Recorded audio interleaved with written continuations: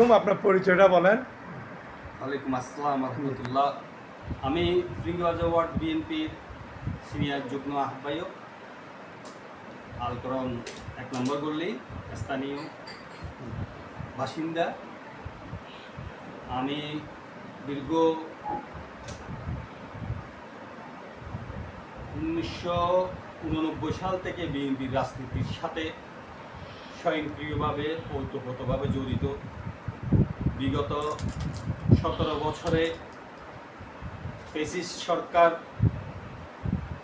বাংলাদেশ জাতীয়তাবাদী দলের সমগ্র বাংলাদেশের নেতাকর্মীদের উপর যেভাবে নিপীড়ন, নির্যাতন, ফ্যাসিবাদ আচরণের যে নমুনা, তাদের লালিত সন্ত্রাসী বাহিনী, সরকারি বাহিনী লেলিয়ে দিয়ে বাংলাদেশ জাতীয়তাবাদী দলের সর্বস্তরের নেতাকর্মীদের যেভাবে হয়রানি ফ্যাসিবাদ দ্বারা সংঘটিত হয়েছে, তার মধ্যে আমিও একজন।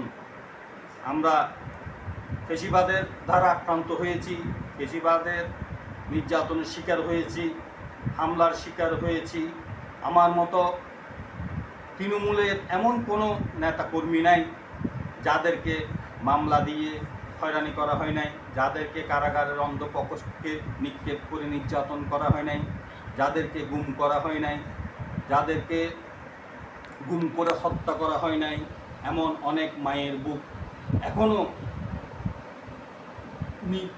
নিভৃতে কান্না রোল এখনও শুনতে পাচ্ছি, যাদের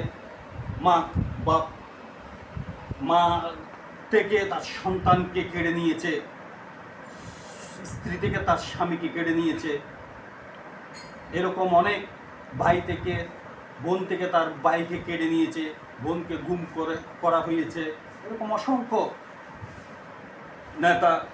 অসংখ্য নেতা কর্মীর মতো আমিও একজন সাধারণ কর্মী এই আলকরণ ফিরিঙ্গিবাজার 33 নং ফিরিঙ্গিবাজার ওয়ার্ডে।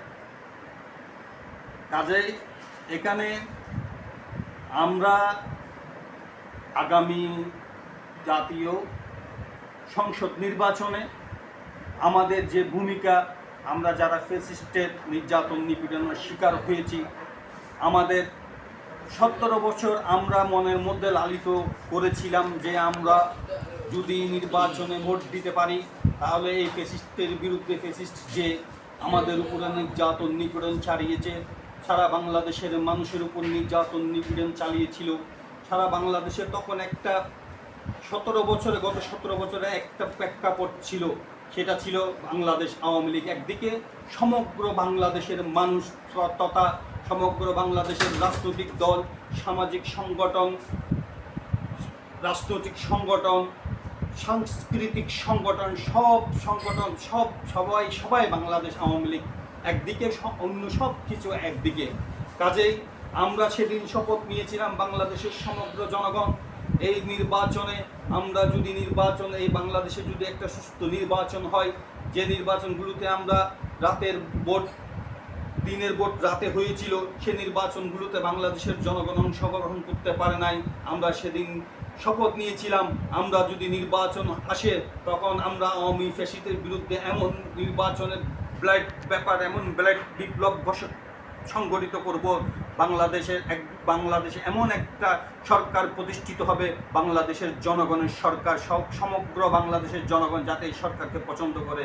ঠিক তার ফলশ্রুতিতে বাংলাদেশ জাতীয়তাবাদী দল বাংলাদেশের আজকে ক্ষমতায় আসীন হয়েছেন, বাংলাদেশের জনগণের দল হিসেবে আজকে বাংলাদেশের জাতীয়তাবাদী দল সরকার গঠন করেছেন। আরেকটা বিষয় হচ্ছে, বাংলাদেশের রাখাল রাজা, আজকের যিনি প্রধানমন্ত্রী, তিনি হচ্ছেন তারেক রহমান, বাংলাদেশের জনগণের আশা আকাঙ্ক্ষার প্রতীক, আশা আকাঙ্ক্ষার চেতনা, আশা আকাঙ্ক্ষার নমুনা, আশা আকাঙ্ক্ষার মডেল বাংলাদেশের প্রধানমন্ত্রী আজকে তারেক রহমান।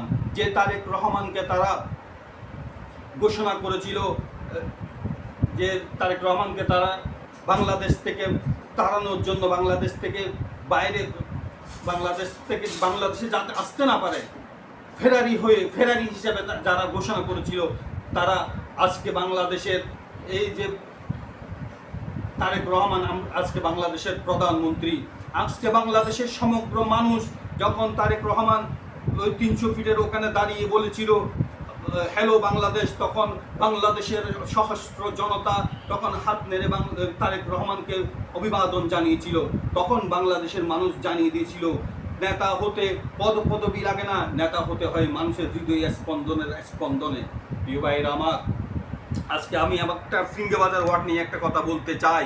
ফিরিঙ্গিবাজার ওয়ার্ডে বাংলাদেশ জাতীয়তাবাদী দলের অনেকে নেতৃত্বে স্থানীয় নেতা ছিল, অনেকে অনেক পয়সার মালিক হয়েছেন, অনেক পয়সা